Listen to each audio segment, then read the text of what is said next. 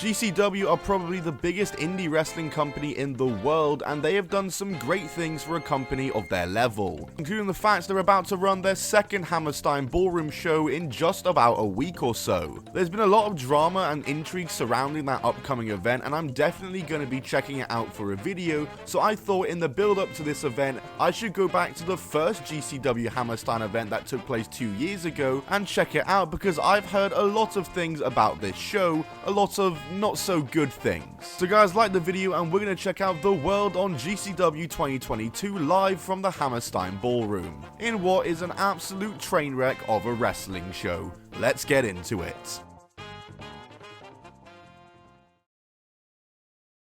Alright, we start off with the pre-show, which there is actually a fair bit to go over on the pre-show, surprisingly. We get a battle royal to open the show. It's chaos as there's 4 people starting out and music just can't stop blaring throughout Hammerstein. I don't get what the intervals or rules for this match are, but entrants seem as though they're coming out 4 at once, all consecutively every few minutes. So as a result, it's just sensory overload and music is constantly playing. Participants in this 15-person match include names like Dark Sheik, Psycho Clown, Dustin Thomas, Charles Mason, Indy legends like B-Boy and Lufisto, and even Thunder Rosa is there, as well as other GCW and Indy guys. And I'm a big Battle Royal guy, but this was just a mess. There's too much happening at once, and just constant music and sensory overload like I said. It gets better as the people in the ring lessens for sure, and there's less people and less chaos going on. Lufisto is easily the star of the match, before being eliminated second to last, as the final 2 is Big Vin and Charles Mason, with the former getting the victory as Big Vin gets the big dub. A chaotic match that really set the tone for the rest of the show tonight. And we go straight from that into the pre-show main event, as it's a scramble match involving Alex Zane, Grim Reaper, Jack Cartwheel, Shane Mercer, and Ninja Mac. It's a classic indie spot fest, lots of flips and dives to the outside and people standing waiting to catch each other,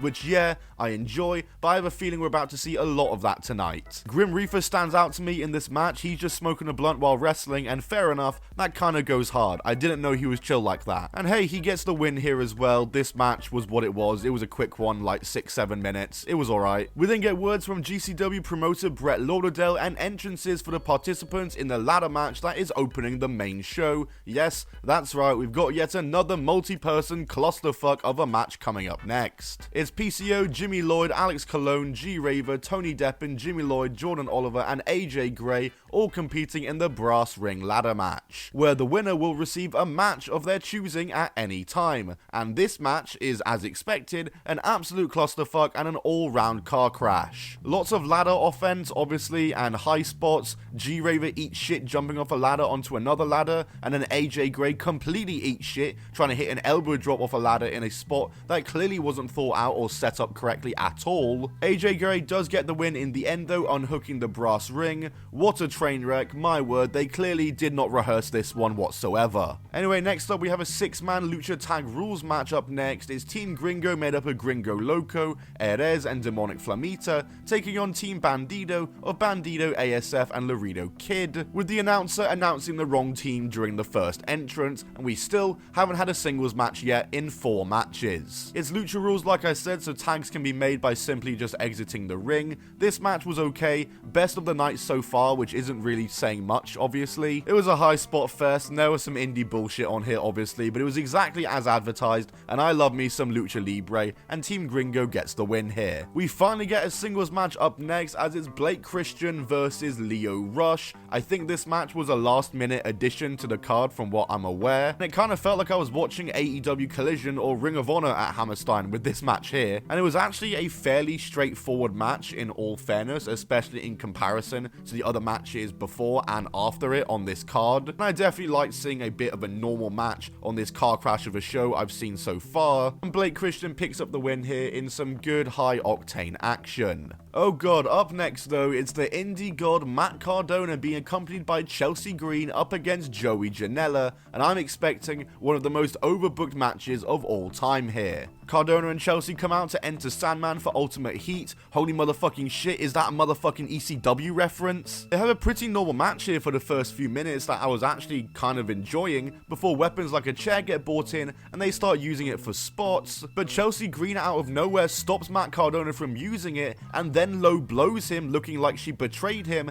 and then she looks to help Janela, but betrays him too as well. And Cardona then reveals he was wearing a cup all along, and it was all a big fib. I will give it to them, that was unique, I gotta say. The overbooking begins though as Smart Mark Sterling comes out on the mic and tells Janela he can be DQ'd in this match for using Cardona's belt, and then tells Vince to come out here as a guy in a Vince McMahon mask comes out to No Chance in Hell, and he takes off the mask to reveal it was Virgil, I believe that was, and then he just leaves as Sterling runs in but is taken out instantly.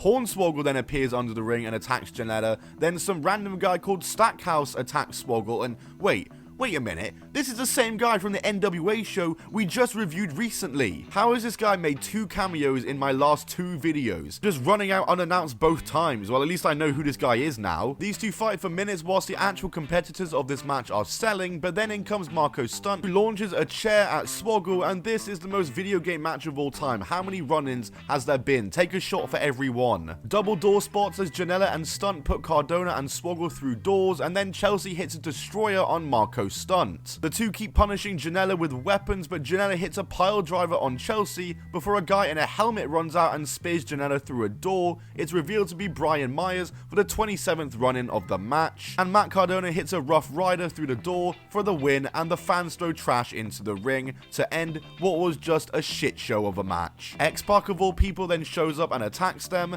and well, my prediction for the most overbooked match of all time was completely correct. This entire thing was horrible. The match started out well as well, but broke down so quick and was just bullshit for 20 minutes. All the run-ins on Janela were so reminiscent of AJ Styles' final TNA match, and this easily goes down as my worst match of the night. Anyway, Mance Warner then comes out. He's returning from injury, I think the commentary said. He does some yapping on the mic before Atticus Koga interrupts him to yap himself, and the two start brawling. Matthew Justice interferes to help out the Mancer, and then the members of the 44-0 stable, aka Eddie Only, Gregory Iron, and Bobbly Beverly come out to help even the odds. They grab the skewers and look to use them, but the lights go out. They come back on, and it's Sabu and Bill Alfonso. The babyfaces destroy 44-0 with chairs, and they beat them down.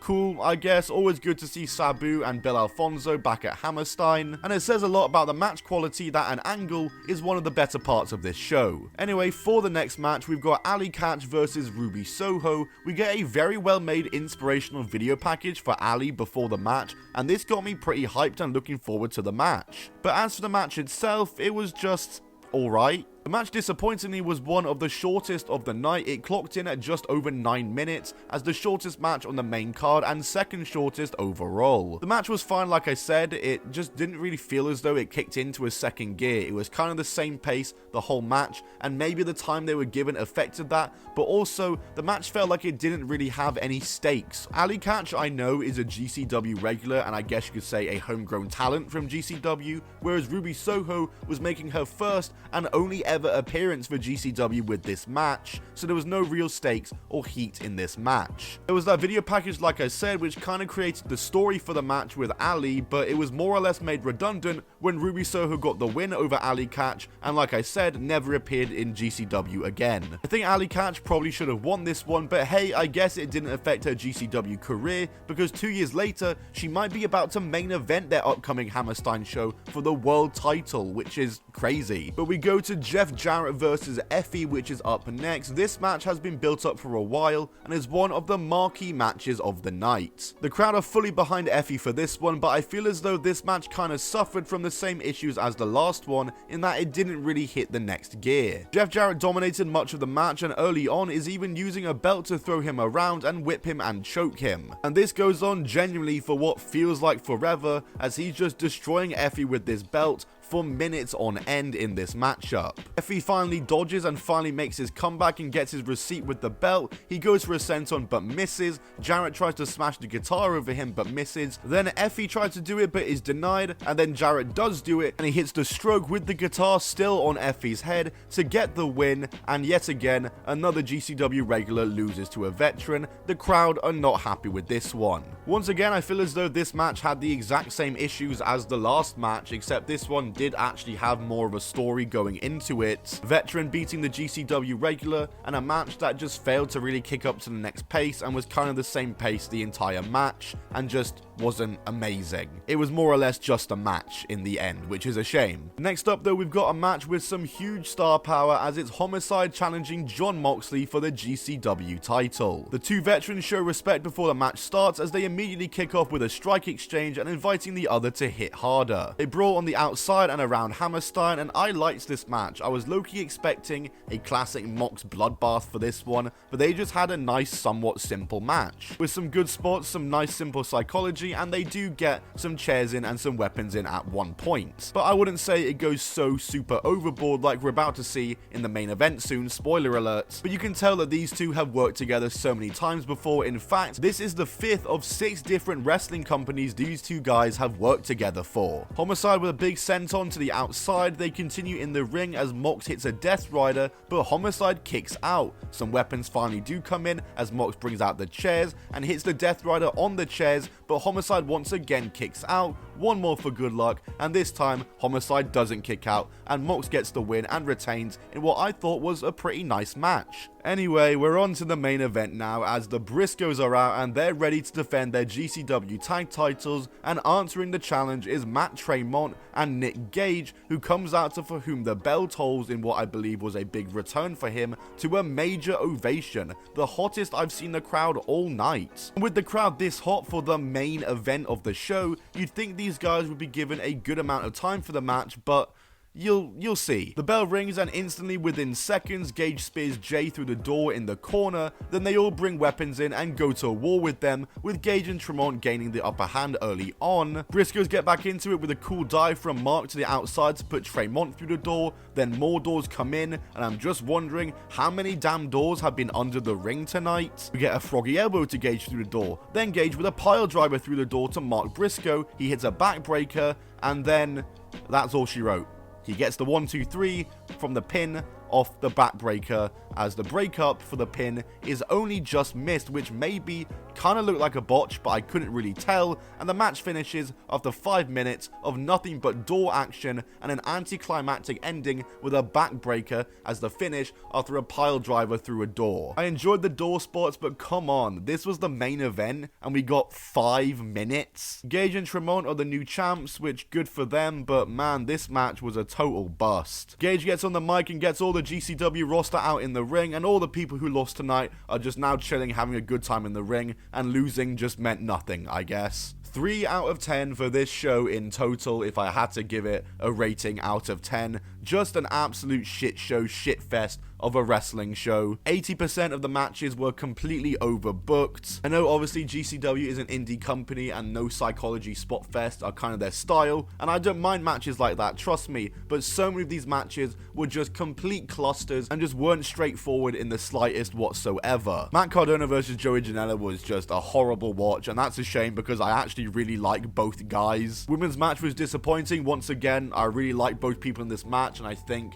the company was kind of working against them with that match in a way. And I noticed that the second half of the show, the match lengths were a lot shorter than the first half, so I feel as though they were definitely cut for time, and that might play into why the main event was only 5 minutes. But yeah, that's it for my review of GCW The World on GCW 2022, live from the Hammerstein Ballroom. In about a week or so, we have The People versus GCW 2025, live from the Hammerstein Ballroom once again, for their second show in the Hammerstein, and while I definitely do give GCW credit for the fact they're even able to run shows in the Hammerstein, it's very cool that an indie company is able to do that. I really do hope that this upcoming show is a lot better than this one. Hopefully they've learned from their mistakes in this show here. They even acknowledged how bad the show was in the video package and hype package for The People versus GCW, which is funny. Time will tell though, we'll see how that show is once we review it in about a week or so, but that's been it from me. Like this video if you did enjoy it, subscribe to be the first to see that video, and turn the notifications on so you get notified the moment it comes out, and you can click on that shit instantly. That's it from me guys, see you all in the next one, goodbye and keep on rolling.